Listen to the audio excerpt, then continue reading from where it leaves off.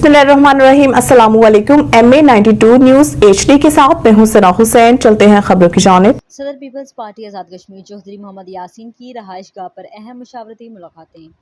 Pakistan peoples party Azad Kashmir के सदर और रुकन असम्बली चौधरी मोहम्मद यासीन ने अपनी रहाइश गाह पर पार्टी के अहम रहनुमाओं और कम्यूनिटी के मुअज़्ज़िज़ अमायरीन से मुलाकातें की। मुलाकातों का मकसद पार्टी अमूर पर तबादला ख्याल, आज़ाद कश्मीर की मौजूदा सियासी सूरत हाल और बैरून मुल्क कश्मीरी कम्यूनिटी के किरदार पर मुशावरत था।